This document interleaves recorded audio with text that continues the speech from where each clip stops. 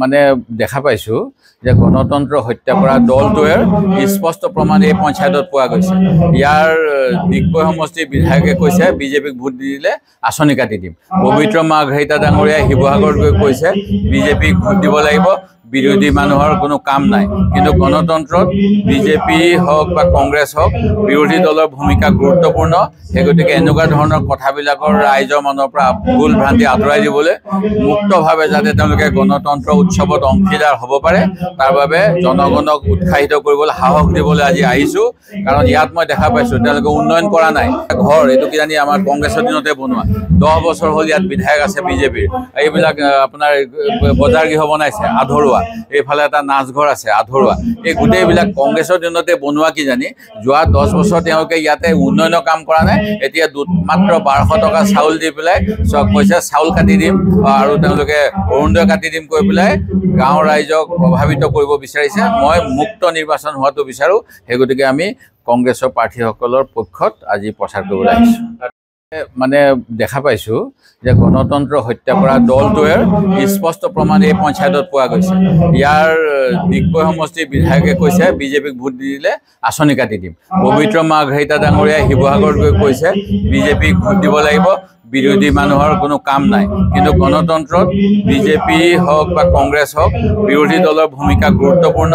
সেই গতিকে এনেকুৱা ধৰণৰ কথাবিলাকৰ ৰাইজৰ মনৰ পৰা ভুল ভ্ৰান্তি আঁতৰাই দিবলৈ মুক্তভাৱে যাতে তেওঁলোকে গণতন্ত্ৰ উৎসৱত অংশীদাৰ হ'ব পাৰে তাৰ বাবে জনগণক উৎসাহিত কৰিবলৈ সাহস দিবলৈ আজি আহিছোঁ।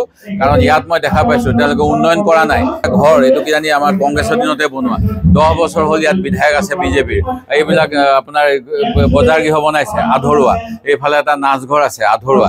এই গোটেইবিলাক কংগ্ৰেছৰ দিনতে বনোৱা কিজানি। যোৱা 10 বছৰ তেওঁলোকে ইয়াতে উন্নয়নৰ কাম কৰা নাই। এতিয়া মাত্ৰ 1200 টকা চাউল দি পেলাই কৈছে চাউল কাটি দিম আৰু তেওঁলোকে অৰুণোদয় কাটি দিম কৈ পেলাই গাঁৱৰ ৰাইজক প্ৰভাৱিত কৰিব বিচাৰিছে। মই মুক্ত নিৰ্বাচন হোৱাটো বিচাৰোঁ। সেই গতিকে আমি কংগ্ৰেছৰ প্ৰাৰ্থীসকলৰ পক্ষত আজি প্ৰচাৰ কৰিবলৈ আহিছোঁ। মানে দেখা পাইছোঁ যে গণতন্ত্ৰ হত্যা কৰা দলটোৰ স্পষ্ট প্ৰমাণ এই পঞ্চায়তত পোৱা গৈছে। ইয়াৰ দিগবৈ সমষ্টিৰ বিধায়কে কৈছে বিজেপিক ভোট দি দিলে আঁচনি কাটি দিম।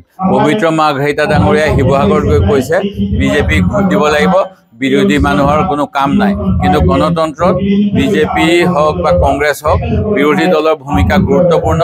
সেই গতিকে এনেকুৱা ধৰণৰ কথাবিলাকৰ ৰাইজৰ মনৰ পৰা ভুল ভ্ৰান্তি আঁতৰাই দিবলৈ মুক্তভাৱে যাতে তেওঁলোকে গণতন্ত্ৰ উৎসৱত অংশীদাৰ হ'ব পাৰে তাৰ বাবে জনগণক উৎসাহিত কৰিবলৈ সাহস দিবলৈ আজি আহিছোঁ।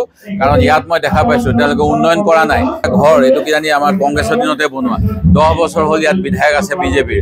এইবিলাক আপোনাৰ বজাৰ গৃহ বনাইছে আধৰুৱা, এইফালে এটা নাচঘৰ আছে আধৰুৱা। এই গোটেইবিলাক কংগ্ৰেছৰ দিনতে বনোৱা কিজানি। যোৱা 10 বছৰ তেওঁলোকে ইয়াতে উন্নয়নৰ কাম কৰা নাই। এতিয়া মাত্ৰ 1200 টকা চাউল দি পেলাই কৈছে চাউল কাটি দিম আৰু তেওঁলোকে অৰুণোদয় কাটি দিম কৈ পেলাই গাঁৱৰ ৰাইজক প্ৰভাৱিত কৰিব বিচাৰিছে। মই মুক্ত নিৰ্বাচন হোৱাটো বিচাৰোঁ। সেই গতিকে আমি কংগ্ৰেছৰ প্ৰাৰ্থীসকলৰ পক্ষত আজি প্ৰচাৰ কৰিবলৈ আহিছোঁ।